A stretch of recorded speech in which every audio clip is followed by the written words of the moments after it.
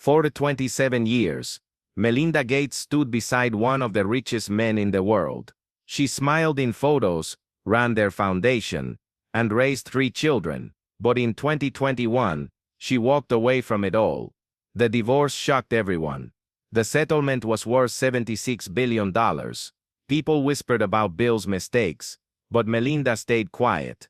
Then in 2025 at 61, she finally spoke. She revealed a meeting in 2013 that made her sick. She talked about lies that kept piling up, and she admitted the real reason she left. What she said changed everything people thought they knew. Melinda Ann French came into the world on August 15, 1964 in Dallas, and her childhood unfolded in a house where discipline and curiosity lived side by side. She was the second of 4 children, and her father worked as an aerospace engineer who helped send Americans to the moon during the Apollo years. Her mother stayed home and shaped the rhythm of the family with routines, values, and expectations that felt steady and warm. Their neighborhood was comfortable, never extravagant, and her father knew that raising 4 children meant planning ahead. So in the late 1970s, he started a rental property business to make sure every one of them could go to college. This turned into a family effort, and Melinda found herself with a paintbrush in her hand by the time she was 10.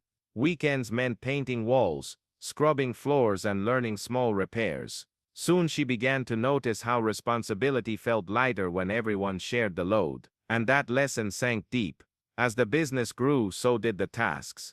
By 12, she was doing simple bookkeeping, balancing numbers that most kids her age had never seen. The idea of working for something bigger than herself became familiar. Each apartment she helped clean meant tuition saved later. Each record she managed showed her how careful planning created opportunities. Those early years shaped her sense of discipline without anyone lecturing her. She understood independence long before she understood the word itself. And that foundation kept building as she stepped into her early teens. Around that same time, something unexpected appeared in the house. Her father brought home an Apple II computer released in 1977, and it opened a door she did not know existed. At 14, she began using it to keep track of rental records, and the slow blinking cursor pulled her in. She taught herself basic typing commands over and over until simple programs responded to her ideas. Very few girls touched coding then, and yet she found it comforting. The machine did not care about age or gender. It cared only about logic. She loved that. Hours passed while she wrote tiny scripts that solved small problems in the rental business. She started to feel that technology could help make sense of the world, and that feeling stayed with her. Her curiosity grew even stronger when she entered Ursuline Academy in 1978. The school challenged every student, and Melinda liked that pressure. She worked hard in every subject, especially math and science, and the teachers noticed her seriousness. Ursuline was one of the first schools in Texas to bring computers into classrooms, and that decision changed her path. She found computer science classes both exciting and intimidating, and every project pushed her deeper into the field she already loved. When she graduated in 1982 as valedictorian, she carried with her not just top grades but a steady confidence that technology could shape the future. Her time there made something clear. She wanted to be part of that future. Not long after, she took her first paid job tutoring younger students in math and programming. It was the early 1980s, and very few girls taught coding to anyone. Yet she stood in front of struggling students and explained lines of basic code for $5 an hour. It was good money for a teenager, but more importantly, she learned how much she enjoyed helping others understand difficult things. She noticed how teaching sharpened her own thinking, and the confidence she gained from those sessions stayed with her. When she arrived at Duke University in 1982, all those early lessons followed her. She stepped into classrooms where she was often one of the only women studying computer science, and the energy felt different. Male students shouted answers without hesitation, and she felt the shift instantly. Her high school experience had been encouraging and balanced, but this environment sometimes felt overwhelming. In one of her first CS classes, the professor used a programming language she had never seen before. That moment made her doubt herself, but the doubt did not last. She pushed through. She studied harder. she learned faster. By 1986, she completed her BS in computer science and economics, and by 1987, she had her MBA at just 23.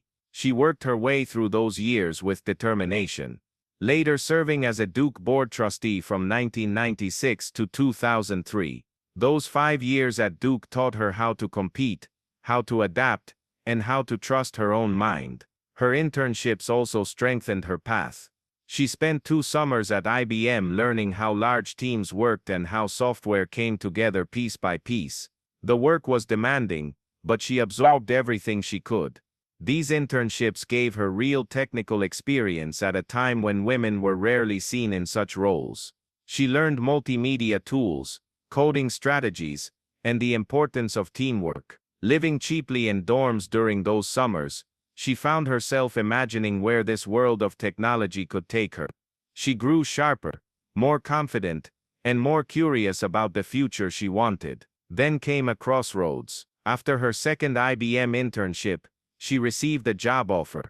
It seemed like the safe choice. The company was huge. The career path looked stable, but during her final interview, her hiring manager did something unusual. The manager told her to think about Microsoft, which was still a smaller company with big dreams. That advice surprised her and even scared her a little. Starting over in Seattle did not feel simple. Yet she listened. She wanted growth, not comfort. So in 1987, she turned down IBM and joined Microsoft instead.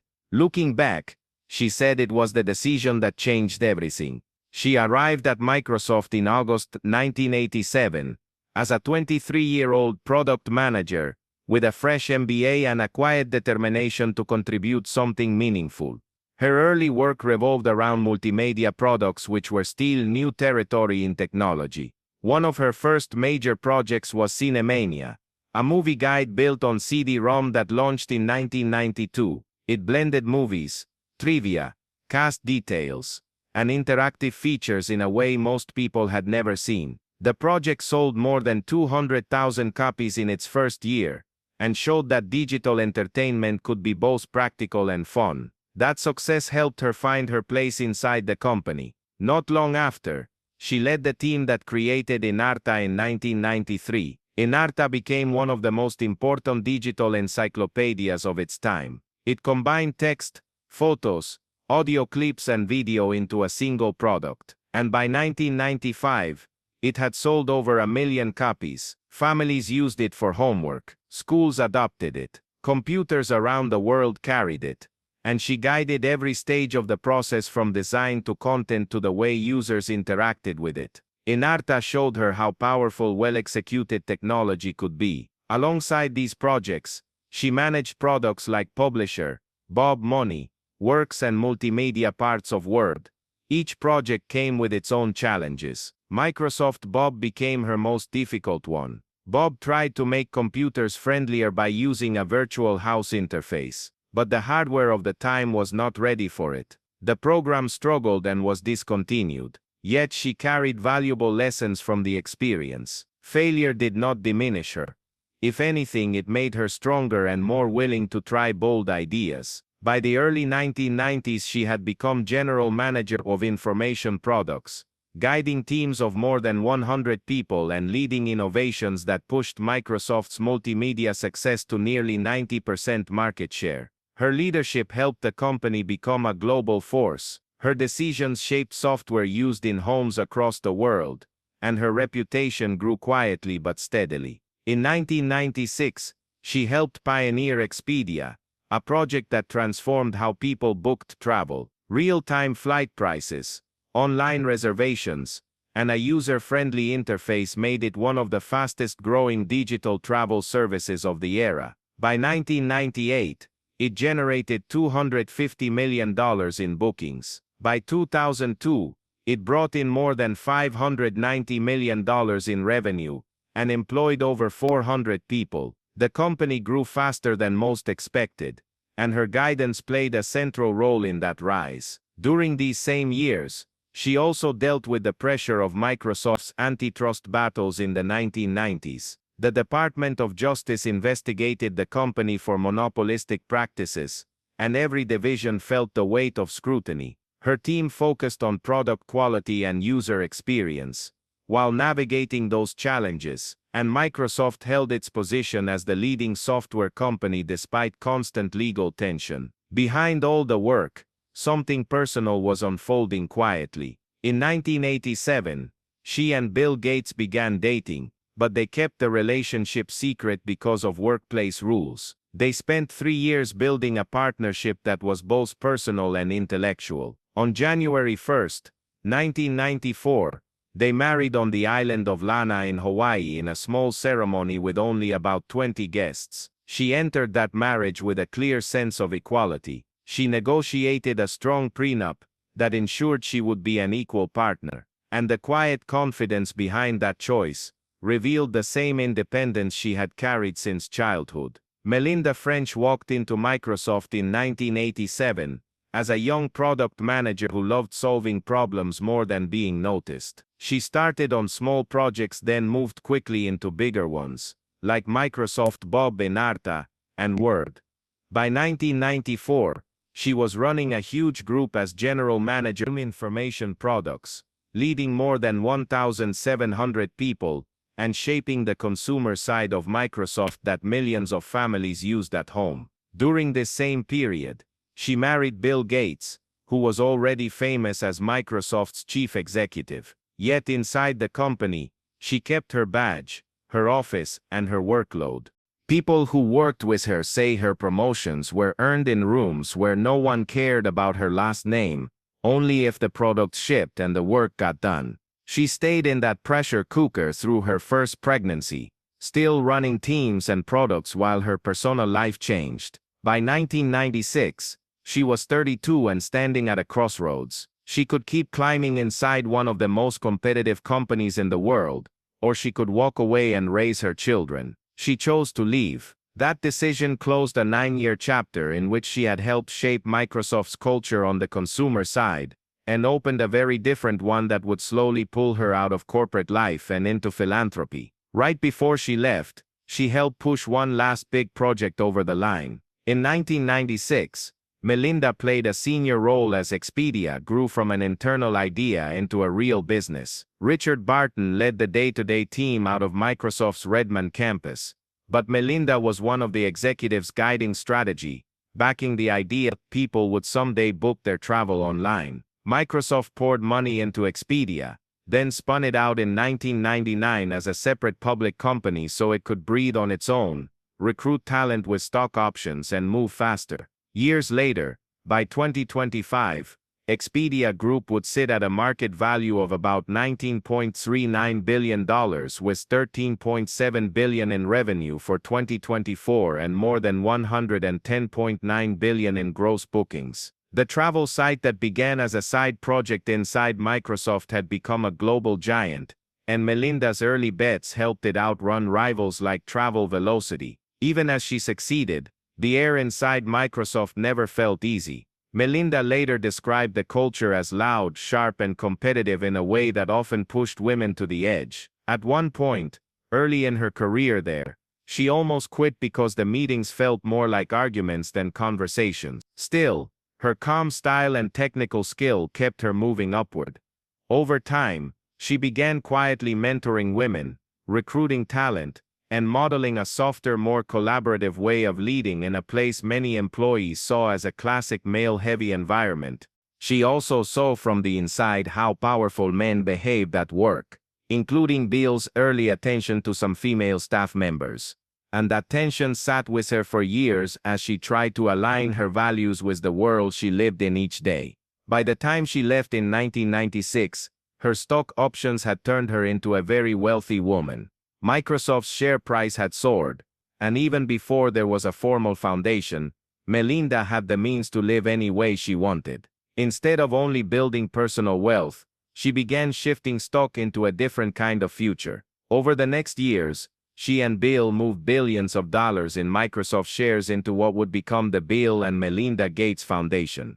By the early 2000s, the couple had already donated around $20 billion to the foundation, turning it into the largest philanthropic organization of its kind. her own net worth would still stand in the tens of billions, around $17.4 billion by 2025. But now, most of her energy flowed into using that money for something beyond profit, especially through a firm she later created called Pivotal Ventures, which focused on women and families. The philanthropic story did not start in one big burst. It grew in steps. In 1994, they formed the William H. Gates Foundation, a modest family effort at first, centered on health and education. Then there was the Gates Library Foundation and the Gates Learning Foundation. In August 1999, they merged all of these into a single structure and gave it both of their names. The Bill and Melinda Gates Foundation launched with an endowment of about $17 billion by the end of 1999,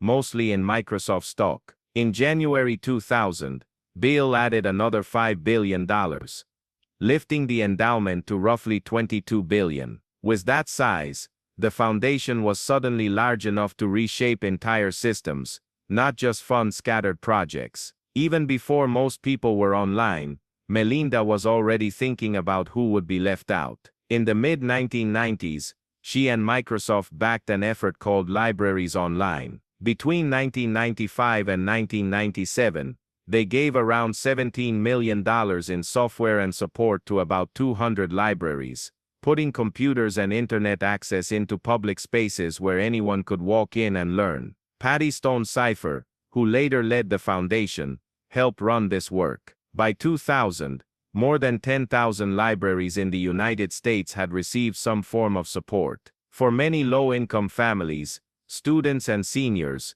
those machines were their first window into the digital world, and that early push helped shape the foundation's belief that access to technology is a kind of basic infrastructure. As the new century opened, the foundation widened its focus. They funded scholarships for minority students and supported education changes in the Pacific Northwest, giving more than $100 million in grants by 1999 alone. One key gift was a $10 million scholarship program at the University of Washington in honor of Bill's mother, Mary Gates. These were small numbers compared to what would come later, but they showed a pattern. Melinda believed in education as a lever, and the foundation invested in new teaching models, training for teachers, and experiments aimed at improving public schools for students who had been left behind. Then Africa changed her. On a trip in the late 1990s, Melinda walked through clinics and villages in countries like Zambia and Tanzania, and saw what statistics could not fully explain. Families losing children to malaria and other preventable diseases. Mothers walking hours to get basic care. She came back convinced that global health had to sit at the center of their giving. This experience pushed the foundation to fund large vaccination campaigns, maternal health programs, and family planning, especially in the places where child mortality was highest. By 2000, they had already committed hundreds of millions of dollars to these efforts. And over time, those decisions would save millions of lives. Between 2000 and 2015, the foundation grew into a kind of empire. Starting with that $5 billion addition in 1999 and more than $16 million in 2000, plus later injections of stock, especially from Warren Buffett's $30 billion pledge in 2006. The endowment rose above $50 billion by 2015. The foundation spent about $53.8 billion on global health, education and development in that period. Melinda Company chaired 5 major divisions and helped steer partnerships with governments and other donors. In the world of philanthropy, the way they operated with metrics reports and a business-style approach set new expectations for scale and transparency. One of the clearest examples of their impact came in the fight against polio. Working with the Global Polio Eradication Initiative, the foundation helped vaccinate more than 100 million children across Pakistan, India, and other countries between 2000 and 2015. In Pakistan, yearly polio cases fell by more than 90% from 1994 to 2015, including an 80% drop in a single year from 306 cases in 2014, down to 54 in 2015. In India, polio was declared eradicated in 2014. The foundation poured hundreds of millions of dollars into vaccines, surveillance, and ground-level work that got vaccinators into remote areas and conflict zones. For countless families, that meant children who would never face paralysis from a disease that had once seemed impossible to defeat. Melinda also made women's health central to the story. From 2009 to 2015, she backed more than $1 billion in contraception programs across Africa and Asia. In Kenya, contraceptive use among married women climbed from around 46% in 2009 to about 58% by 2015, beating government targets. Through the Urban Reproductive Health Initiative and similar projects, the foundation helped expand access to modern methods in poor city neighborhoods. A shift that researchers estimate led to about 80 million fewer unintended pregnancies and 111,000 fewer maternal deaths across Africa. At the same time, Melinda spoke out in the United States about paid family leave and policies that would make it easier for women to stay in the workforce without sacrificing their health. Her work did not go unnoticed. In 2016, she and Bill received the Presidential Medal of Freedom from President Barack Obama, the highest civilian honor in the United States, in recognition of roughly $36 billion in grants that had been made since 2000. Around the same period, France awarded her the Legion of Honor for her contribution to global health and development. Those medals were symbolic, but they confirmed something real. A woman, who had once quietly shipped software from a cubicle, was now known around the world as one of the most influential figures in modern philanthropy. At the same time, Melinda was building something separate from the foundation. In 2015, she created Pivotal Ventures, a company designed to invest in ideas and organizations that would speed up progress for women and girls. Pivotal backed projects in politics, mental health, caregiving, economic security, and women in technology and media.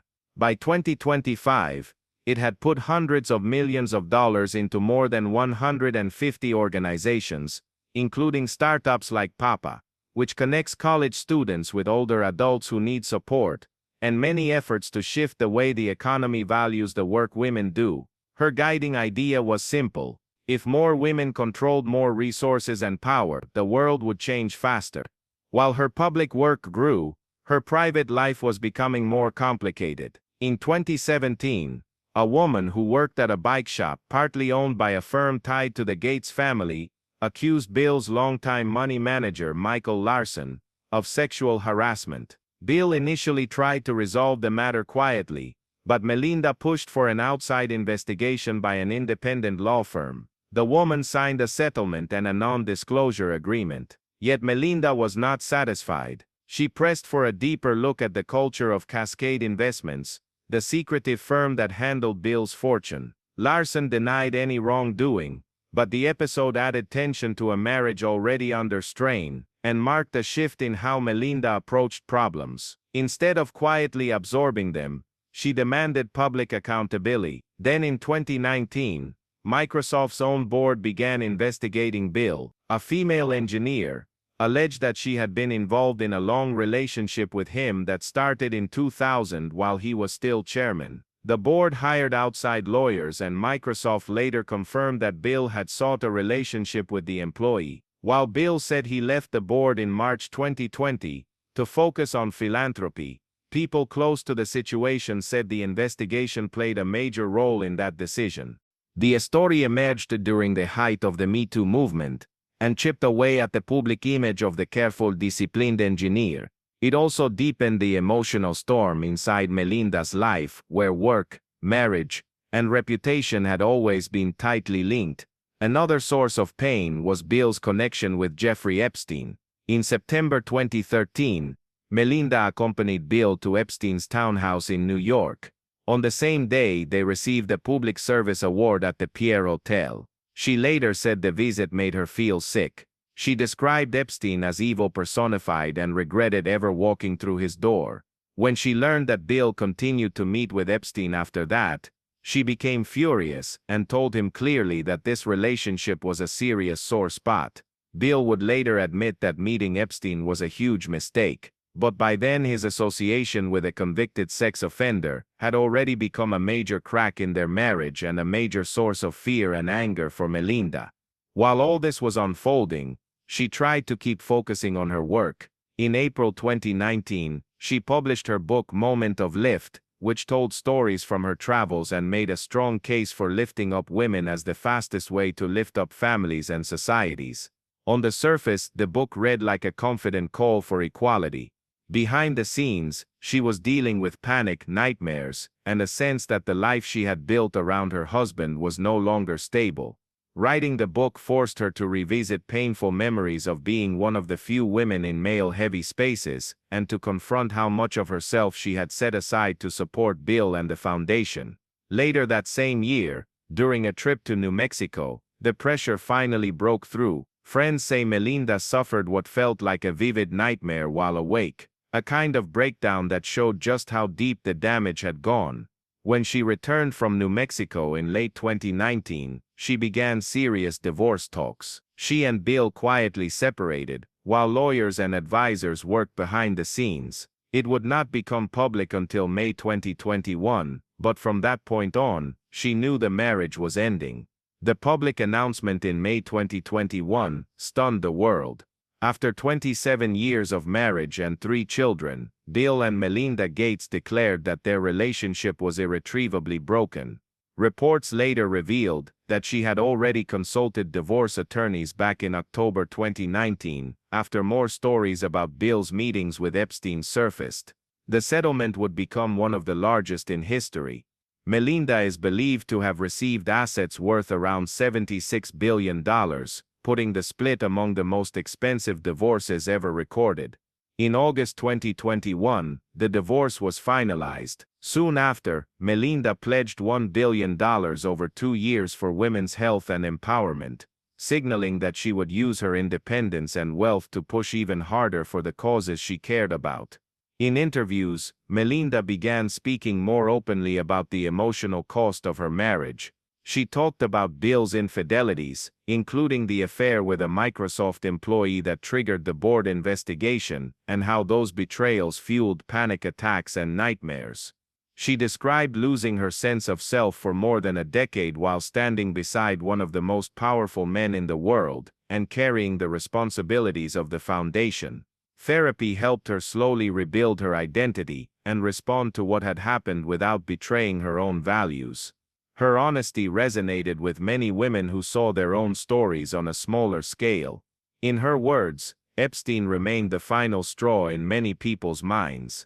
Melinda repeated in later interviews that his presence in their lives was a turning point. She had warned Bill early, and when he continued to meet with Epstein even after the financier's death in 2019, it signaled to her that they did not share the same boundaries or the same judgment. She saw his association with a known abuser as something she could not accept. After the divorce, Bill publicly called the relationship with Epstein a substantial error in judgment, while Melinda focused more on supporting victims and advocating for accountability. In May 2024, another break became official. Melinda stepped down from the Gates Foundation, leaving Bill as sole chair. For more than 20 years, she had helped build and guide the institution that carried both their names. Now, she was walking away from that shared platform to concentrate fully on her own path. She promised to direct at least $1 billion over 2 years into projects focused on women and girls,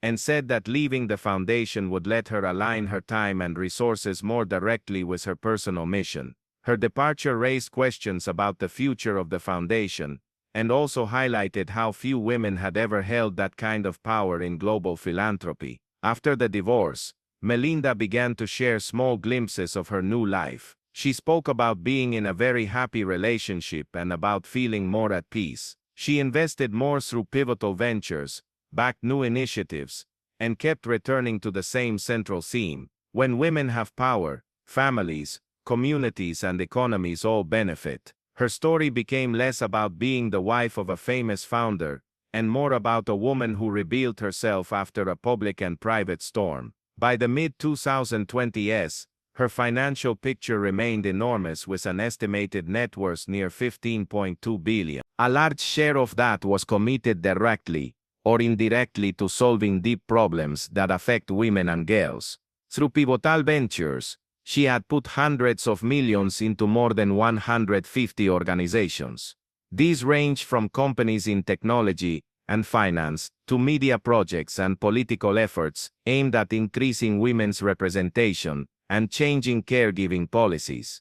Her money was also present in more specific places on the map. In Pakistan, for example, the Gates Foundation helped finance a €55 million concessional loan in December 2023, which included a €20 million principal buy-on from the foundation to support national health institutions and the Pakistan Polio Eradication Initiative. That money strengthened immunization efforts, paid and trained female health workers, and advanced disease tracking systems. It also inspired local programs that used her model of investing in women-centered projects, including fintech services for women who wanted more control over their finances. In 2025, Melinda's voice became even more personal. She released a memoir titled The Next Day in April of that year. In it, she looked back on her college years, her entry into technology, her time at Microsoft, motherhood, the loss of a close friend, and the long unraveling of her marriage. She wrote plainly that the divorce was necessary because honesty and trust had broken down. She described intimacy as impossible when dishonesty sits in the middle of a relationship. She wrote about panic attacks and nightmares, and how therapy taught her to respond to betrayal without betraying herself. She also revealed that the separation played out in secret for more than a year before the world knew anything. Around the same time she went on The Late Show with Steve